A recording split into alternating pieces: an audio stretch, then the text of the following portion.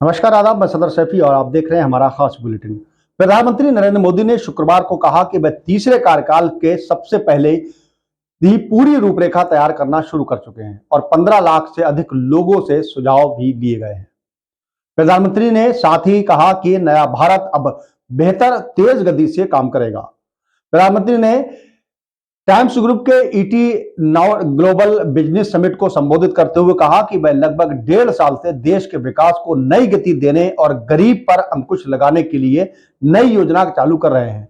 उन्होंने कांग्रेस नीति संपर्क के शासनकाल की तुलना में अपने 10 वर्षों के कार्यकाल में काम की गति को और शासन की शैली में आए बदलाव का ब्यौरा देते हुए कहा कि उनका तीसरा कार्यकाल और भी बड़े फैसलों का गवाह बनेगा। प्रधानमंत्री ने कहा, मैं पूरी रूपरेखा तैयार कर रहा हूं।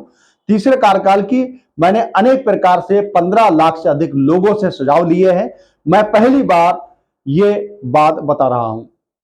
बता दें कि काम जारी है और 2020-30 दिन में ये अंतिम रूप लेगा। नया भारत इसी तेज गति से काम करेगा, ये मोदी की गारंटी है। इस दौरान लोगों में काफी उत्साह दिखाई दिया।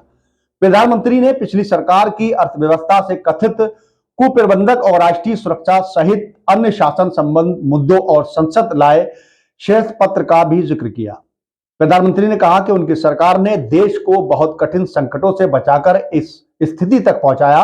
उन्होंने कहा कि भारत की क्षमताओं और सफलताओं के बारे में इतनी नकारात्मक भावना कभी नहीं थी जितनी अब देखी जा रही है। वहीं प्रधानमंत्री ने कहा कि यह ऐसा समय है जब हमारा उत्पादक निवेश रिकॉर्ड ऊंचा हुआ है और मुद्रा स्फीति नियंत्रण में है। उन्होंने कहा कि यह ऐसा समय भी है आलोचकों की संख्या अब तक से सबसे निचले स्तर पर है। उन्होंने कहा कि लोग लुभावनावाद से दूर रहने के लिए उनकी सरकार के अंतरिम बजट की चौतरफा प्रशंसा कर रहे हैं। प्रधानमंत्री ने अपने संबोधन में सरकार की ओर से लाई गई कई योजनाओं की विस्तार से जानकारी दी। प्रधानमंत्री ने कहा कि आज विकास से जुड़े हर एक विशेषज्ञ समूह में इस पर चर्चा है कि भारत पिछले 10 वर्षों में बदल गया है। उन्होंने कहा कि कारोबारियों के लिए कुंभ मेले की तरह मानी जाने वाली दावोस बैठक में भी भारत को लेकर बहुत उत्साह था।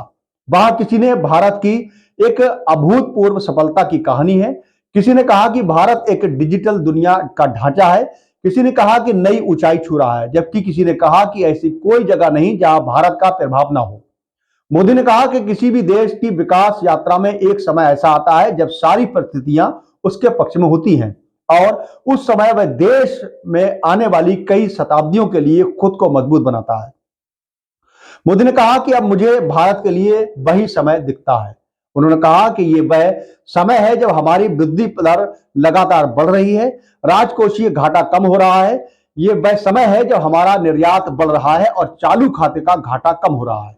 ये वह समय है जबकि उत्पादक निवेश रिकॉर्ड ऊंचाई पर है और मुद्रा स्फीति नियंत्रण में है। इसके साथ ही प्रधानमंत्री ने कहा कि ये वह समय है जब अवसर पर आय दुगनी हो गई है और गरीब कम हो रही है। यह वह समय है जब खपत और कंपनियों की लाभप्रदता दोनों बढ़ रही हैं और बैंकों की गैर निष्पादित संख्या कम हो रही है। यह वह समय है जब उत्पादन और उत्पादकता बढ़ रही है और यह वह समय है जब हमारे आलोचक अब तक के सबसे निचले स्तर पर हैं। प्रधानमंत्री ने कहा कि उनकी सरकार की नीतियों में स्थिरता और निरंतरता है।